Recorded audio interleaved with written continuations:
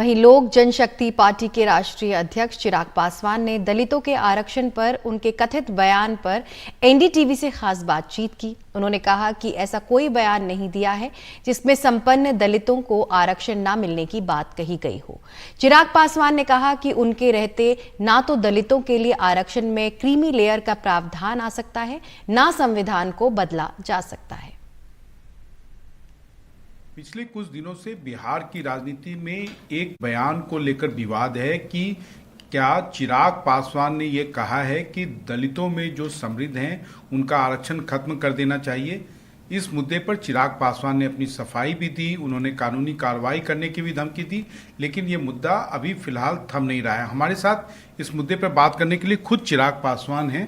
चिराग जी, ये बताइए, ये आपने कब कहा था जो इतना बड़ा मुद्दा बना है, यहाँ तक कि कल शाम में हाजीपुर में लोगों ने डॉक्टर बाबा साहेब अम्बेडकर की प्रतिमा को भी दूध से धोया। भाई, सबसे पहले तो मुझे लगता है इससे ज़्यादा दुखद और कुछ नहीं हो सकता, क्योंकि इन्हीं कुरीतियों के खिलाफ हमारे संविधान के निर्माता आदरणीय डॉक्टर साहब भीमराव अम्बेडकर जी रहे और उन्होंने इसी पाखंड का विरोध हमेशा से किया। तो हम स्पष्ट तौर से कह दें कि कतई चिराग पासवान के द्वारा ये बयान दिया ही नहीं गया है। जो लोग हमको कोट कर कर बोल रहे हैं उनकी जानकारी में ही नहीं है कि वो खुद मिसकोटेड चीज़ों को वो बोल रहे हैं।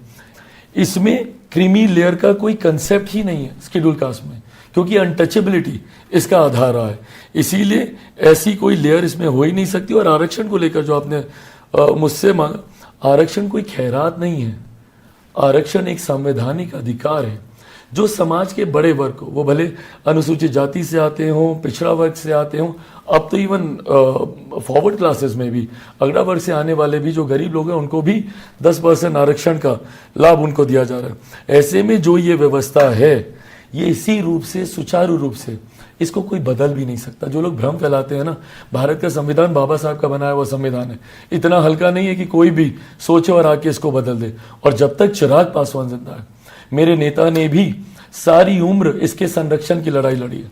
मैं खुद, मेरे नेता, मेरे पिता आदरणीय रामविलास पासवान जी के संघर्षों की कसम खाकर देश की जनता को यह विश्वास दिलाना चाहता हूं कि जब तक चिराग पासवान जिंदा है, ना आरक्षण पर कोई आंच आ सकती है, ना संविधान पर कोई आंच आ सकती है। तो जो लोग भ्रम फैलाते हैं वो डराकर वोट हथियाने की राजनीति करते हैं।